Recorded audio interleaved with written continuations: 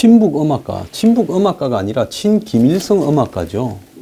지난번에 무슨 김정숙 씨가 베를린에 갔을 때 윤희상이 묘에 통영에서 갖고 간 동백나무를 심었다고 하는데요. 그를 세계적인 작곡가로 이야기를 하는데 저는 그 윤희상의 대표적인 음악 하나도 알지 못합니다. 제가 무지해서 그렇다고는 보지 않습니다. 저도 예술이나 음악, 문화 이런 데 관심이 많지요.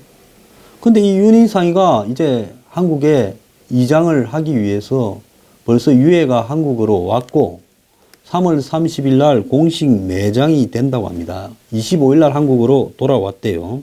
따뜻한 봄날 동백꽃이 한참 필 때 3월 30일 날 통영에 이제 매장이 되는데 그때 맞춰 가지고 통영국제 음악제를 한답니다. 사실상 윤희상 음악제지요.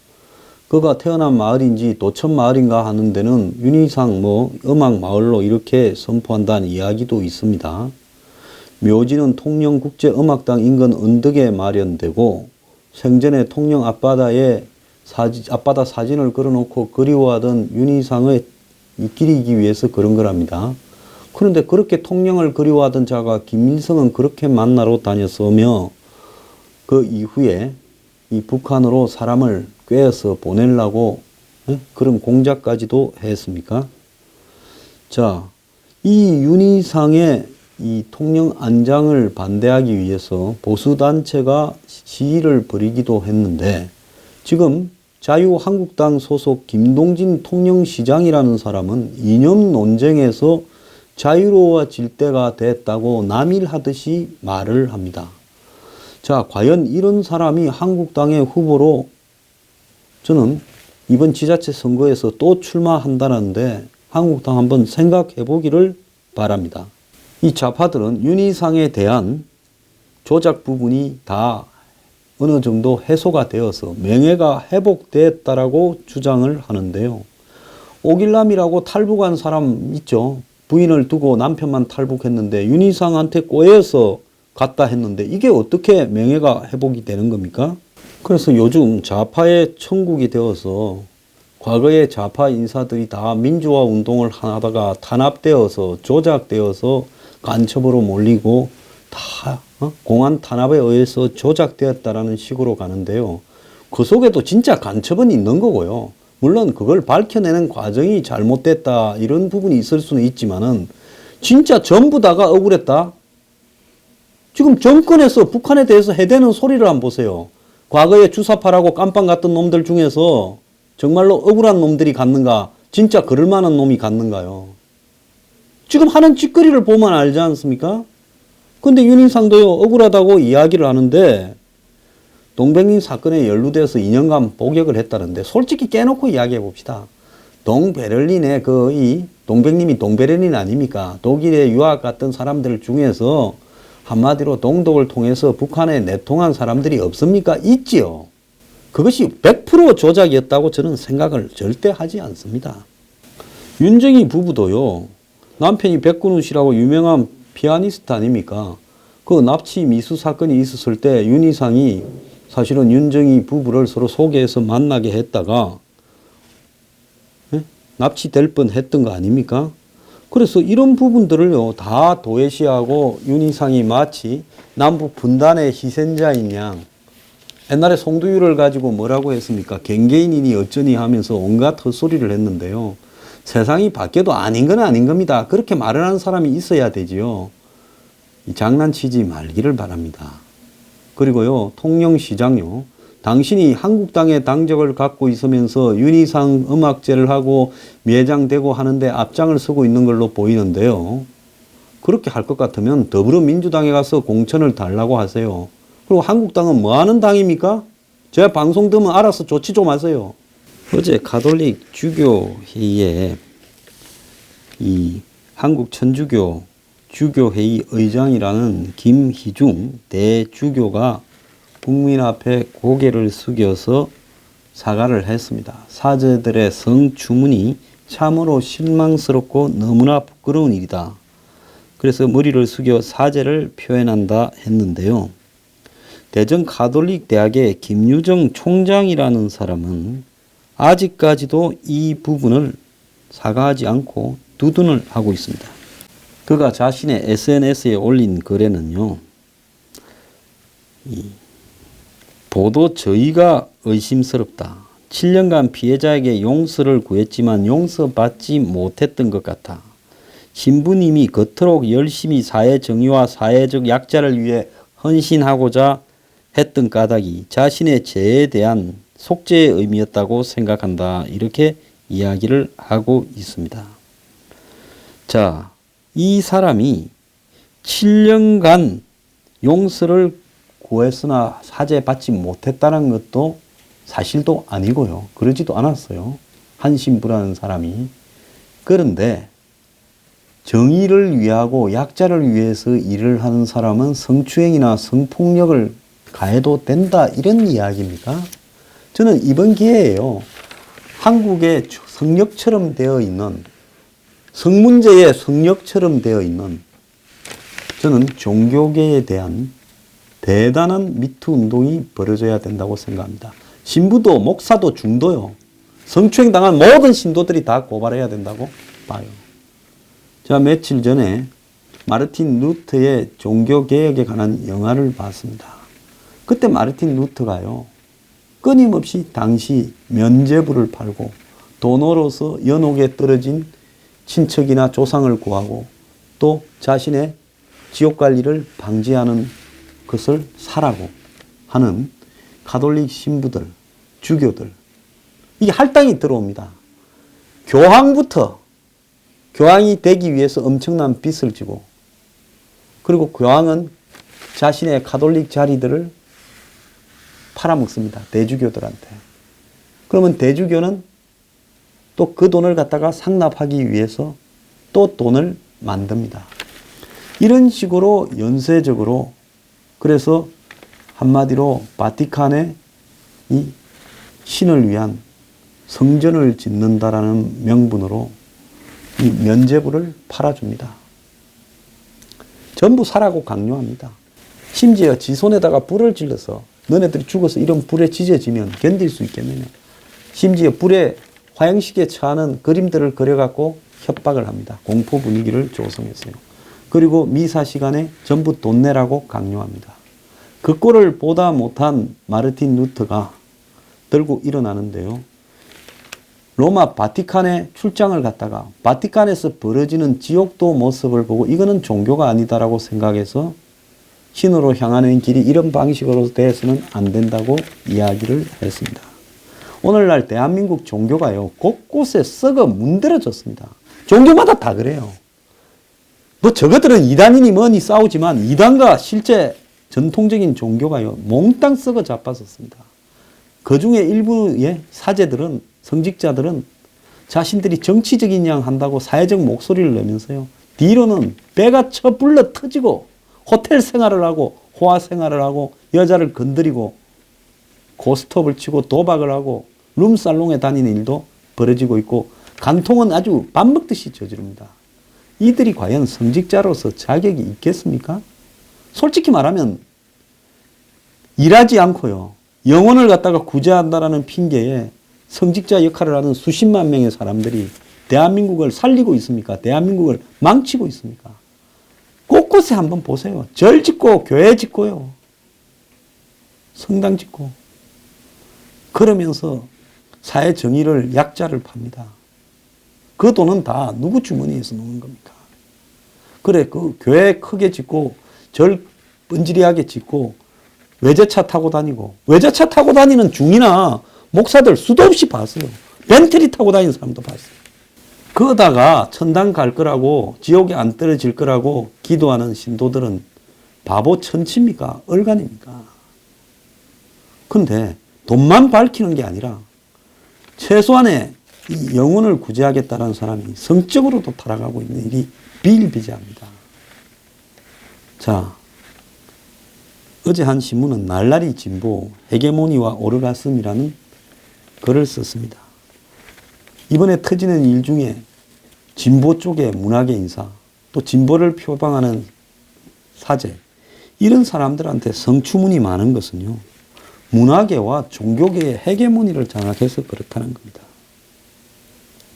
미투 폭로의 대상이 된 이윤택이가 그 사람의 작품을 보면 성추행 범죄들에 대해서 죄의식이 없는 내용들이 그 작품에 있고 심지어 거대한 은경이 흔들리는 이런 장면들도 등장하고 있다는 겁니다. 그들은 자유분방함을 추구하면서 그것을 예술이라고 하는데요. 대한민국에서요, 남녀 간에 좋아서 만나서 한다고 누가 뭐라 합니까? 이제 간통죄도 없어졌어요. 그런데 좋아하지 않는 여자에게 강요를 해서 권력으로 그렇게 하는 부분은 그건 용납받을 수 없는 범죄 행위지요. 자, 그는 진보 예술가라고 보기도 어려우면서도 진보인 척한 예술가는 틀림없다면서 노무현 정부 들어 과거 정부가 직접 나누어 주던 문해진흥기금을 문화예술인들로 구성된 위원회를 통해서 나누어 주도록 했는데 겉으로는 정부가 주다가 중간에 문화예술인 기구를 두어서 주니 자율성이 강화된 것처럼 보이지만은 실제로는 문화예술계를 저들이 다 장악하고 있으니까 그들에게 일방적으로 나눠줄 수 있는 권한을 던져줘서 이거는 너희들이 먹이로 삼아서 너네들한테 통하는 놈들만 나눠주라 이거 아니겠습니까? 그래서 이렇게 해서 가장 이익을 본 사람이 이윤택이 같은 사람이래요. 이런 예술가가 각광을 받았기에 그의 작품이 성공의 모범이 되고 연극판 전체가 성의 난장판이 되어버렸다고 이 논설위원은 그렇게 쓰고 있습니다. 동아일보요. 이윤택은 박근혜 정부에 들어와서 문학의 블랙리스트에 올랐는데 박근혜 정부는 직접 주든 누구를 통해서 주든 불만이 나올 수밖에 없는 이 시대착오적인 문해진흥기금을 폐지했어야 됩니다. 저도 그렇습니다. 예술요, 배고프면 하지 마세요. 그 따위 예술 없어도 국민 삽니다. 배고프서 안 하는 사람 다 사라지면요, 예술하는 사람 숫자가 줄어들고 그러면 그 예술하는 사람이 예술하는 척 하는 사람들이 노가다를 하든지 다른 일을 할 거고 결국은 사회적으로 생산적인 인력이 많아지고요. 문화예술은 재능이 있는 소수가 하게 되는 겁니다. 예술하는 사람들이 너무 많은 나라도 제가 볼 때 정상적인 나라가 아니에요. 그 하고 싶은 놈들이 해야죠. 왜? 정부에서 그걸 돈을 지원합니까? 그거 없애야 된다고 저는 봅니다. 문화예술하는 사람 지원하면요, 거지들도 지원해야 되고요. 다 지원해야 됩니다. 자, 그래서 노무현 정부가 만든 체제를 그냥 둔 채 그걸 갖다가 우파들한테 주고 좌파들은 안 주도록 이렇게 손을 대가지고 그것도 지금 탄핵의 내용이나 처벌의 내용에 지금 스며들어가 버렸는데, 자, 이윤택은 문재인 정부에 들어와서 정부의 문화 지원의 최대 수혜자가 되었습니다. 지난해만 해도 문해진흥기금에서 4억 4,600만 원을 지원받았다고 합니다. 지자체가 지가 관장하는 연극단에 촌을 만들어주고 연극촌을 거기서 묵고 자고 다 들어와서 삽니다. 거기서 성추행도 합니다. 그거는 수원시에서 마련해 준 데 있고요. 이예수는 화천에 있다가 쫓겨났습니다. 그래서요, 이들이 생계를 위해서 진보인 척하고 실제로 그 사람들의 예술작품을 보면 진보의식도 없고요. 솔직히 그럴 만한 가치가 있는 인물이 되냐? 고은도 마찬가지입니다. 고은 시를 외워서 제 평생에 고은의 대표적 시가 뭐고 그걸 외워서 이야기하는 사람을 보지 못했습니다. 윤희상의 음악도 마찬가지입니다. 검찰도 남을 조사하는 헤게모니를 지다가 이번에 미투가 벌어지면서 이제 터지는 검사가 구속됩니다. 그런데 이 한국의 친북 좌파들이 묵고 살라고 왼쪽으로 가서 거기에 패거리를 지어서 있다가 이제 터지는 대로 자기들이 죽게 되는 일을 겪고 있습니다. 자, 이것들이 진보라고요? 정말로요. 돈 벌어먹고 여자 성추행하면서 오르가즘 느끼려고 진보하느냐는 겁니다. 참 세상 진짜 더럽습니다. 참 요즘 세상이 더럽다 보니까요. 자, 비리로 징계를 받았던 KBS의 이 아나운서가 다시 아침마당에 복귀를 했답니다. 윤인구 KBS 아나운서 하는데요. 감사원 조사에서 회사 몰래 외부 행사를 진행을 해서 1억 상당을 받아서 2개월 방송 정지를 받았다고 합니다. 그런데 이 사람이 지금 징계가 해지되고 다음날 바로 아침마당에 지금 앵커로 돌아왔다는 거예요. 방법이 뭐냐?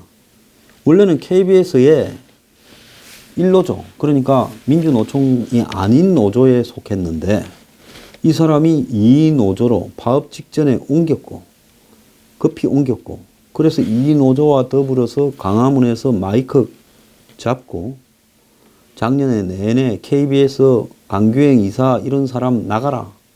13억 법인카드 이렇게 한 달 평균 잘못 썼다고 하는 강규행이 나가라 하고 투쟁을 하면서 1억을 한마디로 받아서는 안 될 돈을 받은 사람이 다시 메인 프로에 복귀했다고 하는 겁니다. 자, 낙하산 참 좋은데요. 지금 곳곳에 공공기관장 인선이 문제가 되면서 이런 낙하산들이 아주 그냥 난리가 났습니다. 자, 그래서 지금 오영식 코레일 사장, 저도 이 친구 잘 알죠. 그런데 이 사람도 지금 코레일의 사장이 되고 요즘 이 북한에서 온 사람들을 열심히 특별 열차를 편성해주고 이 남양주 덕소역에 KTX 안 쓰는데도 세워주고 이 사람이 열심히 하고 있습니다. 자, 이강래 전 의원은 도로공사 사장으로 갔습니다. 자, 이강래가 어느 쪽에 이강래인데 지금 아직도 도로공사 사장을 하고 있습니다. 자, 그것뿐입니까? 김낙순 전 의원은 마사의 회장으로 갔습니다. 아주 짭짤한 자리 같네요. 한국가스안전공사 사장에는 김영견 전 민주당 원내대표 비서관이 갔다고 합니다. 비서관을 하던 정도에서 가스안전공사 사장으로. 그 다음에 석유협회장에는 김효석 전 민주당 의원이 갔다고 이야기를 합니다. 자, 이미경 전 의원, 한국당에서도 비례대표하고 또 민주당 가서도 비례대표를 했던 탁월한 능력을 지닌 분이죠. 코이카, 한국국제협력단 이사장에 갔고요. 시민사회운동가 출신으로 뛰었던 김성주 전 민주당 의원은 국민연금공단을 꿰찼습니다. 이사장을요. 와, 이 대단한 데인데요. 국민연금공단은 600조를 굴려서 항상 정권의 의도에 따라 지난번에 삼성 합병에 했던 것처럼 영향을 미치는 그런 기관이죠. 그래서 지금 산하기관이 47개에 달하는 산업통상자원부는 탈원전 정책 등 이런 정권의 방향 전환으로 에너지 공기업을 중심으로 코드가 또 탈원전 핑계로 싹 내려온다고 이야기를 하고 있습니다. 신용보전기금 이사장이 최근에 임기가 20개월이나 남았는데 갑자기 사표를 냈다는 거예요. 사표 안 내면 조사 들어가서 깜빵 가지요. 자, 그래서 정말로 이렇게 낙하산들을 깔아서 하는데 출산율이 1.05명이라서 세계에 유례없는 출산 쇼크가 나고 있다. 앞으로 5년에서 7년 사이에 1년에 20만 명대의 신생아 출생으로 한국이 국가적 재앙이 임박했다. 10년간 150조를 쓰고도 효과가 없었다라는 말이 있는데 보건복지부 산하에 이걸 관장하는 저출산 해소 기구인 인구보건복지협회 사무총장의 조경애 건강세상 네트워크 고문이라는 사람이 자리를 채웠습니다. 임기 3년짜리고요. 1년간 비어있던 자리를 채웠는데 저도 이 사람 좀 알만한 사람인데 의보통합연대 회의 사무차장에서 시작을 해서 무슨 의료보건 쪽에 좌파 사회단체 쪽에서 주로 일을 한 사람인데요. 자, 이 보건의료 분야 전문가이기는 하지만은 어디에도 인구와 저출산 관련한 경력이 없는 사람입니다. 그래서 지금 인구 문제가 매우 심각한데 보건하고 인구 문제하고가 같다고 생각을 하는 이 정권은 그러니까 저출산을 해결 못하는 거예요. 문 대통령이 엊그제 저출산 회의의 주제에서 의견을 내놓는데 거기 의견대로 해서 저출산이 해결될 내용이 하나도 없었습니다. 저출산 해결하려면요, 주택 문제 해결해야 되는 거예요. 자, 그런데 여성 최초의 사무총장이라고 내세우면서도 이 사람이 도대체 인구 저출산에 대해서 뭔 경험과 실적이 있는지 모르겠습니다. 2012년 대선 당시 문재인 캠프에 참여했고 작년 대선에서도 캠프 자문을 했다고 이야기를 하고 있습니다. 하긴 뭐 욕할 것도 없어요. 국립중앙의료원 원장을 지방에서 중소병원을 하던 원장을 국립의료원장으로 보냈고 약국 하던 사람을 식품의약품안전처장으로 보냈으니 이걸 갖다가 뭐 탓할 것도 없지요. 자, 잡았으니 실컷 해먹기 바랍니다. 그래가 나라 반드시 거들내기 바라요. 국민들이 정신 차리려면 나라가 거들나야지요.